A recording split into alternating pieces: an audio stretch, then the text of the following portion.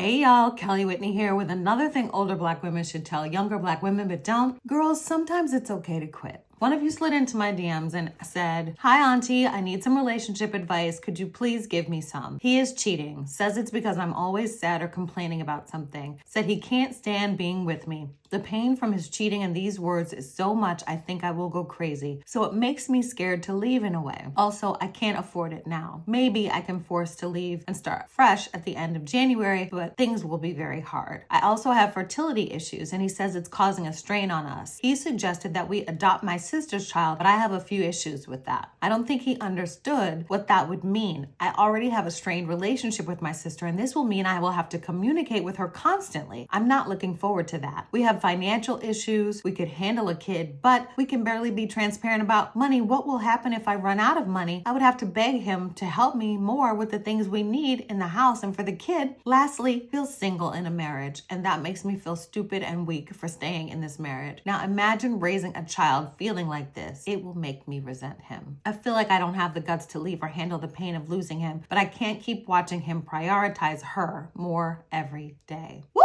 I'm not giving you any advice. I don't know enough about the situation. I think it's more important that I just provide you with an alternative perspective, some new information, and maybe the encouragement that you need to make your own decision. It's very important whenever you have issues, challenges, that you think for yourself and make your own decisions. But I am going to put a few bugs in your ear. I made notes. Now, there's a few things at play here. He's cheating and he says it's her fault. I call bullshit on that. If your wife is sad or complaining about something, you need to deal with the issues that are making her sad and complain. You don't go out and add new problems on top of it by breaking your marriage vows, ruining the trust between you two, and being unfaithful. That's not going to help her. It's just going to give her more things to be sad and complain about. Thank you. He says he can't stand being around her. Well, if you can't stand being around me, allow me to remedy that issue. I will remove myself from your presence because far be it from me to make anyone miserable. Because I'm going to tell you something. I can't think of any scenario where it's okay for you to utter those words to a spouse because they are so hurtful and somebody you are bound to under the eyes of law, man, God, and everybody else. And that's how you talk to them? Please spare me. That's borderline telling somebody I hate you. She says she's scared to leave, but I'm going to put it to you another way. I would be scared to stay. He's going to continue to chip away at her spirit, her self-esteem, and all the bugaboos that are causing that sadness and making her fuss about this and that. It's all going to get worse if she stays in an environment where there is no support and very little care. And it doesn't sound like she has very much of either in this marriage. Because when you're down, you need either distance, support, or both in order for you to get back on your feet. And this person seems like he's using her as a punching bag. He's got all these little peccadillos and he's excusing them all using her sadness as though that is the catalyst for him acting like a fool. Be for real. Run that game on somebody else, okay? She says she has fertility issues and her husband wants her to adopt her sister's child. Obviously, I don't have all the ins and outs of anything, but she openly says she doesn't want to engage with her sister and communicate with her as often as would be necessary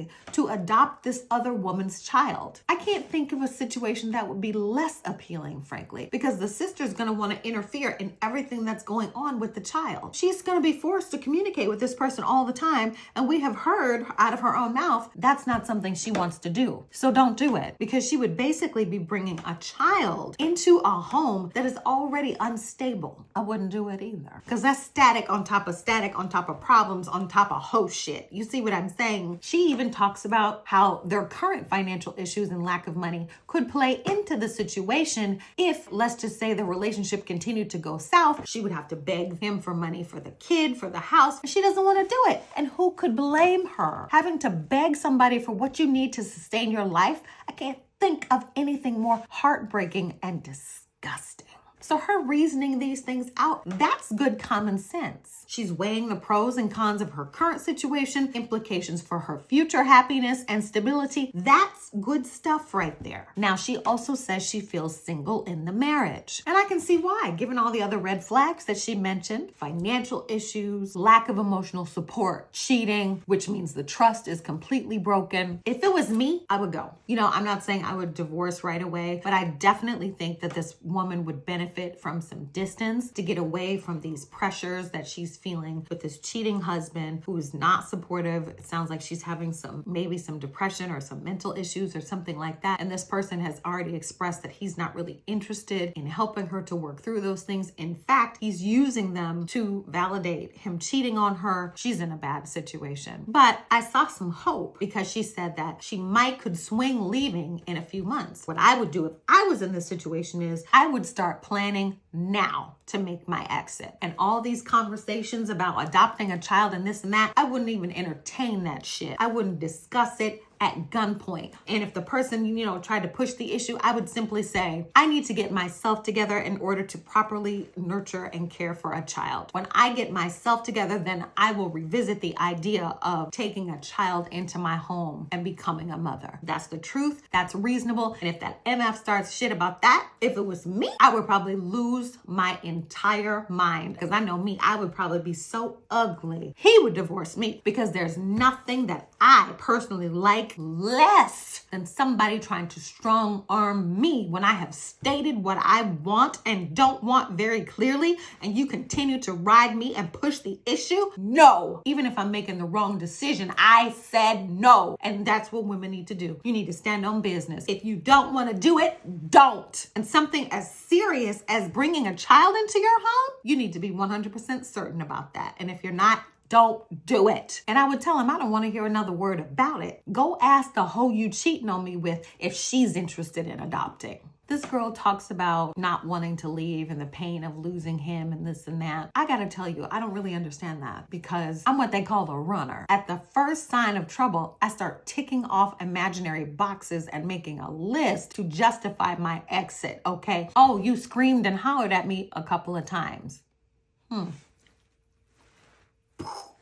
Oh, you threw something and now you act like you're being violent.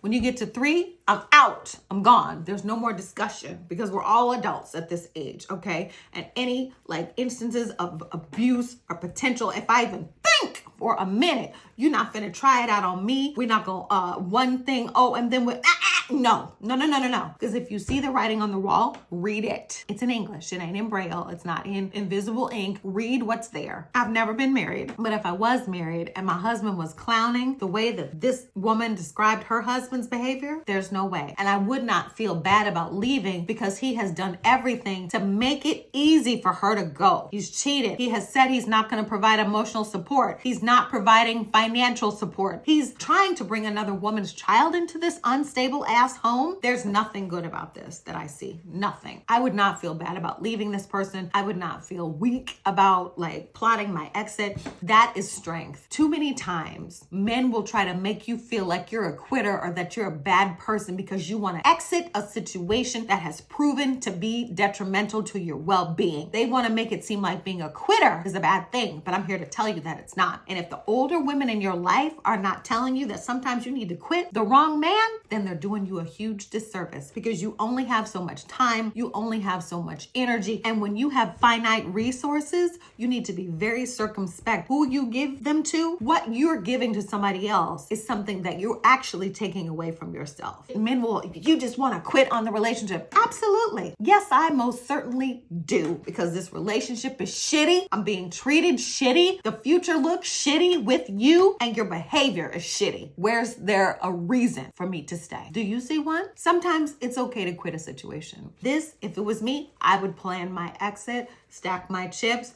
get my belongings together. There wouldn't be any fuss with that person. He could go out, cheat, this, that. I wouldn't care because I'll be planning my exit and I will be doing it very quietly so that there's no static. As soon as he knows that she's planning her exit, he's going to do everything he can to stop her. You see what I'm saying? So you're going to have to be strategic and not let on what you're doing. That's what I would do if it was me. But she has to make her own decisions. This is a tough situation that she's in. I pray for this girl. I hope that she makes the choice that she can live with and be happy with. And I'm wishing her all the love and support that I can provide through the internet, Hang in there, girl. You're going to be okay. You just need to ask yourself some tough questions and you may have to make some hard decisions, but do not let the wrong man convince you that staying in a fucked up marriage is better than quitting a bad situation and moving on and starting fresh somewhere else. Distance would be hugely helpful here. It would be incredibly beneficial for you to evaluate whether or not this situation is good for you. Get some distance. I would get myself a job, stacking my chips. I would start plotting my exit. Do that. Think about what you want, because you only get one life. Think about what kind of man you want. Think about how you want your husband to behave, how you want your husband to treat you. And I think maybe that'll help you to make the right decision. And the right decision is just the right decision for you. It's not a set thing that's this or that. It's just what's right for you. And that ends my TED Talk for today. I hope to see y'all tomorrow.